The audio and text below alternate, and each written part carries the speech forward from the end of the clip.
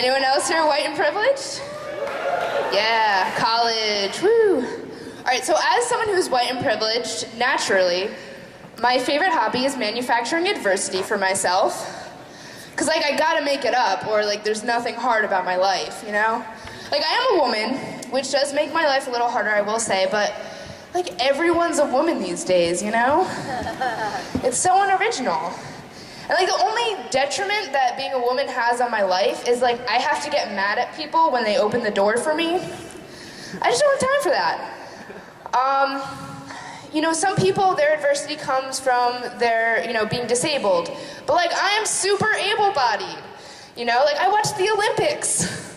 I'm not disabled, that's not where my adversity comes from. I used to describe myself as biracial, but I'm half Italian, half Scottish. So like the most racism I've ever faced is being called a cupcake bitch on a smooth jazz cruise. And I'm pretty sure that doesn't count. Like I can't file that with the NAACP. One thing that does make my life pretty hard though is, sorry, it's a little personal. I'm an American living with eczema. But don't worry, it doesn't even qualify me for Make-A-Wish. Like, which I know because I asked. And frankly, they were kind of rude when they denied me. Like, hello, sick kid over here. But for those of you who don't know, eczema is just your run-of-the-mill skin disease. You know, I become a freak of nature every winter. It's scaly, it's gross. You get it. Someone just cheered. Woo, yay, we all look gross in the winter. So I decided to learn a little bit more about my disease one day, and I went online and I found this website called the National Eczema Association.org, or NEA for short, if you want to look it up in your free time. And I discovered a lot of things about my eczema that day. For one, it's called atopic dermatitis, is its technical name. But they're like, nah, let's give it a cool, accessible street name for the kids. Eczema. Just throw that Z right in after the C. No one will ever spell it wrong, don't worry, it's fine. I also learned that my eczema has some triggers. So the main thing that my eczema is triggered by is fruit juice. So now I guess I just found out that I should have been getting a trigger warning before snack time in preschool. But I didn't, and I survived, so that's okay. If I'm being completely honest with you, I don't remember exactly what I was going to say next about my eczema. But saying that gave me just the right amount of time to remember that I discovered that there's no cure for eczema, which sucks because I'll be like this for the rest of my life. But it's also great because I get to look in the mirror and be like, I'm a monster! It's like really fun and dramatic. If you haven't done it, you should totally try. Highly recommend. So as I said before, I am a woman. So being a woman, I get catcalled all the time. Super annoying. But like, at least they're kind of like, catcallers are kind of poetic these days. Like I'll be walking down the street and they'll be like, white girl got the cake! And I'm like, I don't know, as like a feminist and more generally someone who doesn't want to be cannibalized, I kind of resent being referred to as the cake, but I'm also kind of glad they're not super technical about it like my pediatrician was, like, Caucasian female is weight conscious. Like that doesn't feel super good either. But so I do have the cake, as some would say, so like my ass is like a little bit bigger than average, which is like really trendy right now, so it's great for me. Like I've got the eczema, but also my butt's a little big, so it's fine. You know, I'm pretty much a catch. That was my biggest laugh. So, you know, but now it's like trendy to have a big ass these days. You know, like Kim Kardashian, Nicki Minaj, they're all doing it, but I just feel like they're all stealing my thunder thighs. You know, and they had plastic surgery to look like that, okay? I just had an Italian mother who overfed her children, right? I had to go through years of bullying to look like this. That was inappropriate, sorry, my mom's here. All right, so I don't know if you guys have heard, but recently they came out with this new Barbie doll. It's not like really a Barbie, but it looks like a Barbie, but it has like a slightly more realistic features. So it's like a little bit heavier build, it's a little shorter, the boobs are smaller, it has like acne and shit, I don't know. It's called Lamely, the Lamely doll, because as if making it fat and ugly wasn't enough, they just wanted to also torture it with a horrible name. But yeah, so it's made so that like little girls don't look at, at all their dolls and like feel like shit about their bodies. So like now we have something slightly more realistic for our body dysmorphia. Like it still weighs an ounce, Like make me a doll that weighs 180 pounds and then maybe I'll feel good about myself when I'm 12. And like it's not gonna solve anything, like if there's gonna be real gender equality, there would be a fat, balding Ken that has a little button on its back, and when you press it, it says, "I normally last way longer." Speaking of men, my dad emailed me recently.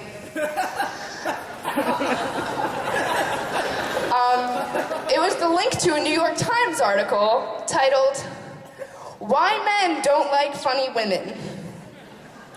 So I responded with the link to a New York Times article titled, "Why Daughters Don't Like Fathers Who Constantly Remind Them of How Unappealing They Are." Take that. Yeah, so I know you guys are here to hear jokes and stuff, but do you guys want to hear a riddle? Yeah? All right, how about this? Casey Anthony, did she do it? Who's to say? Who is to say? A jury of 12 of her peers, that's who. And they said, actually, frankly, I don't remember what they said, I don't care. So you guys might notice that I'm not like a real person, like I'm just like, this is my real personality. Like this is how I act in life. I'm always holding a microphone, I'm always leaning forward, and it's really weirds people out. Because I don't know how to be a real person, and I blame that on my parents' divorce. Naturally, as we all do, I'm sure. Because my parents got divorced when I was like a preteen, so it kind of, like that was when they should have been giving me a lot of like influential life advice of how to be an adult, but I was getting advice like, I don't know, for example, I asked my dad, like I'm starting to like boys, and like, I don't know, like, is it okay if I go on a date with them? And I also like girls too, but I didn't say that part yet. And my dad was like, yeah, you can go on a date. Just remember, when you go on your first date with a boy, put a little bit of self-tanner where your wedding ring was so they don't know you were recently married. And I was like, that's great, Dad, but I don't think that applies to me. And then my mom, like, the first time I got my period, I was in the bathroom and I was all alone and I was really scared. And I was like, Mom, okay, can you help me teach me how to put a tampon in, please? And she was like, okay, yeah. So she like came, she sat next to me, she sat on the edge of the bathtub. She like squatted down, she like started to insert the tampon into her vagina. And then she said, you just want to angle it right and then never let that asshole keep his half of the house. All right. Thanks, guys. I've been Helen Frazer. Up next, we have another comedian from BU, the very funny, the very talented, the very tall, lots of adjectives could describe him, really. But his name is Seth Owitz. Thanks, guys.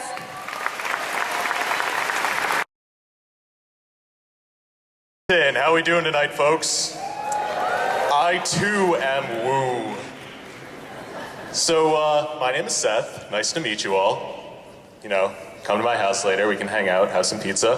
For those of you who don't know me, I'm a 54-year-old woman trapped in the body of a 21-year-old man who looks like a chubby 15-year-old boy and sounds like a late 90s era Cher. And yes, I do believe in life after love.